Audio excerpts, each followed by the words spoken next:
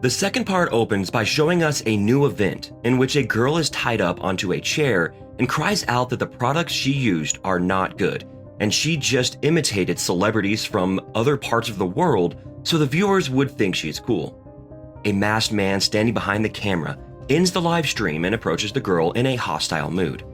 Right next, we see a new streamer girl walking down the mall and speaking on the phone with a fan who won her bidding about a date with her. The young man asks her if she is going to show up for real, and the girl replies that she has no reason to not show up. But when she gets closer and sees him, she decides to turn around and walk away. Zen walks out of a lab and speaks with one of the directors, who tells him that the eye drops he brought them are consisted of some of the material they use, but they have not produced any products that resemble these particular eye drops.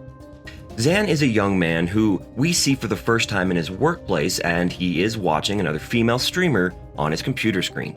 He is a loner, and the other workers comment that they are one person short for their party, but they would never invite him because he is awkward. But Zan goes outside and collects some insects. Yang approaches him and she introduces herself. After they exchange some knowledge about insects, Zan receives a message that says his package has arrived and excuses himself. Zan takes his place and brings an entire basket of roses for Yang since today it is Valentine's Day. Zan receives his package from Footmalls and the instructions say to soak the package in water for 10 minutes at 37 degrees Celsius. He takes a silicone-like silhouette out of the package and puts it in the water. While he is watching his favorite streamer girl, the silicone silhouette has transformed into a beautiful woman who looks like the streamer girl with another haircut and walks near him, introducing herself as JV before kissing him on the lips. Meanwhile, Guo and Lee are chilling in their shared apartment, and Guo is watching another female streamer, Mei, who he thinks is very funny and entertaining. Lee receives a text message and leaves in order to meet with Youngzin, who asks him why he didn't tell her about the case with the eye drops. Lee tells her that was not a case, rather a personal struggle, but Youngzin insists that he should have told her. Mr. Fu brings them the food and asks Lee why he brought his date here instead of some romantic place, which makes Youngzin twitch and make clear that they are not dating.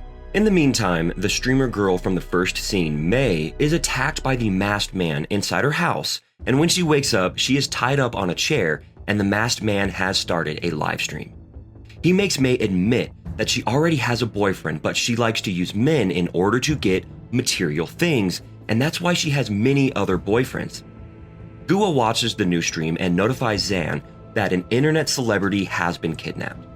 But she says the rest of the stuff that we saw in the first scene. The masked man walks near her and asks her if she wants to see his face, but Mei says she doesn't want to see his face because she wants him to be sure she isn't going to tell anyone about him. The masked man drugs her and takes her with him in his car. While the police investigate Mei's house the next day, the girl is found and Zan and Xingmei pay her a visit and ask her what happened. However, Mei doesn't remember anything and Zan has to return in the police station where he sees a bunch of men waiting. Guo says that all of them claim to be Mei's boyfriends and they need to be interrogated, but they will have to wait until Zin and Lee are done interrogating Youngzin, who has had a confrontation with Mei in the past.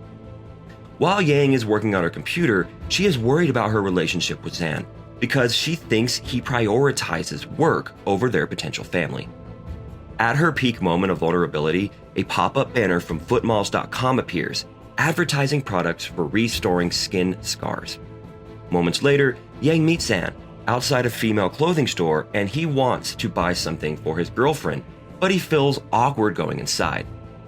Yang says she can help him pick something for his girlfriend and they walk inside the store. Later on, Yang is on the phone with some representative from a lab and the voice from the other end of the line tells her that the ingredients contained in the ointment are all natural and there was nothing wrong with them. The other thing that's wrong is the date on the tube, which says the ointment is produced in 2038, but the voice justifies it by saying that it is probably a typing mistake. Yang opens the ointment she has received from Footmalls and starts applying it on her cheek to treat her scar, which makes her see herself as being younger and more beautiful. Zan is at home with his girlfriend and applies an ointment on her back, which immediately ruins her skin. He goes online and asks Yo-Yo what's wrong with the cream she recommended to her followers, but he gets no reply. The next day, he follows her and asks her about it, but Yo-Yo tells him she doesn't know what's wrong and kicks him. However, when Yo-Yo starts her live stream later that day, she behaves weirdly after applying some lipstick and passes out, which reveals that the masked man has been hiding behind her. The next morning, the police investigates Yo-Yo's case and they receive the forensics report, which states that 2 substances were found in the glass of water she drank from, and these substances have the capacity to cause amnesia. They also watched some camera footage of Yo-Yo being followed and stopped by Zan. They proceed to pay him a visit and asked him about it, but Zan says he wouldn't do such a thing as kidnap her and only followed her to ask her about a deficient product he bought on her recommendation. Lee analyzes the viewers' usernames from May's and Yo-Yo's live streams and notices a particular user being present at both live streams. He finds his IP address and some surveillance footage of him where he is seen spending some time in an internet cafe and deliberately avoiding the cameras. Zin remembers that he has seen this man's shoes on the kidnapper during the livestream incidents and inside Zan's house. Meanwhile, Yongzin pays May a visit while a song is playing on her phone, which makes May go nuts because her kidnapper had been humming that song when he was a hold of her. Yongzin goes to the police and tells them she wants to use herself as bait, but Zin tells her that this is a terrible plan and they can't just use a civilian as bait. However, Yongzin tells them that she is going to do it with or without their help. The police take action and they set up cameras in her apartment while Lee gives her all kinds of directions in order to keep her safe and then puts a necklace around her neck, saying that she needs to wear it at all times so he can keep her safe. Yongzin says this necklace is not the only item she wears to keep her safe and points to her bracelet, which has been given to her by her sister for some reason. Yongzin starts her live stream and talks trash about the kidnapper, which makes a viewer with the username Dark Light show up and admit he is the kidnapper, while also adding that he is also a fan of Yongzin.